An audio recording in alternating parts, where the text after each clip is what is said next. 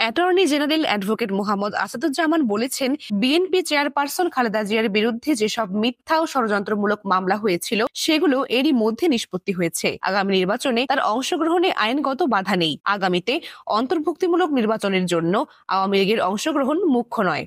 জুলাই হত্যাকাণ্ডের দায়ে দণ্ডিত হলে শেখ হাসিনা সহ আওয়ামী লীগের অনেক নেতাই নির্বাচনে অযোগ্য হবেন। শেখ হাসিনার নির্মম পরিণতি ও পলায়নের পর তার পাশে এখন দলের কেউ দাঁড়াতে সাহস পাচ্ছেন না। শুক্রবার 27 ডিসেম্বর রাজধানীর এফডিসিতে ডিবেট ফর ডেমোক্রেসি আয়োজিত এক ছায়া সংসদে একথা বলেন অ্যাটর্নি জেনারেল। অ্যাটর্নি জেনারেল বলেন, যারা নির্বাচন ব্যবস্থাকে ধ্বংস করেছিল, সংবিধান কেটে ছিঁড়ে মানুষের অধিকার ভুলুণ্ঠিত করেছে, তারা ইতিহাসের খলনায়ক হিসেবে চিহ্নিত হয়েছে। ইতিহাসের আস্থা করে নিক্ষিপ্ত হয়ে তারা বিচারের মাধ্যমে কারাগারে যাবে। আসাদুজ্জামান বলেন, জুলাই অভ্যুত্থান হয়েছিল মুক্তিযুদ্ধের চেতনা ও বৈষম্যহীন বাংলাদেশ গড়ার প্রত্যয়ে। এখন বিপ্লবের এই অর্জন ধ্বংসের চেষ্টা চলছে। কোন ষড়যন্ত্রকারী এই অর্জনকে নস্যাৎ করতে পারবে না। তিনি বলেন, ফ্যাসিস্ট আওয়ামী লীগ মানুষের ভোটাধিকার হরণ করেছিল। 1973 সালে কুমিল্লা থেকে হেলিকপ্টারে করে ব্যালট বাক্স ছিনতাই করে ঢাকায় এনে পছন্দের প্রার্থীকে বিজয়ী করার ধারাবাহিকতায় বিগত 3টি নির্বাচনকে প্রহসনে পরিণত করেছিল। এসব নির্বাচনকে যারা কলঙ্কিত করেছিল তাদের বিচারের আওতায় এনে দৃষ্টান্তমূলক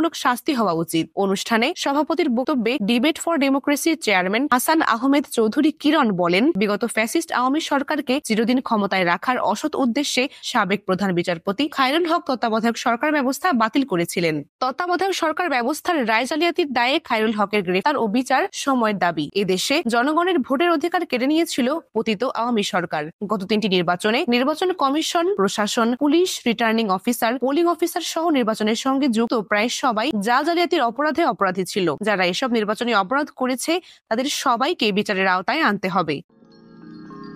You are watching Raj TV, জাগরণে Bangladesh. Please subscribe our channel.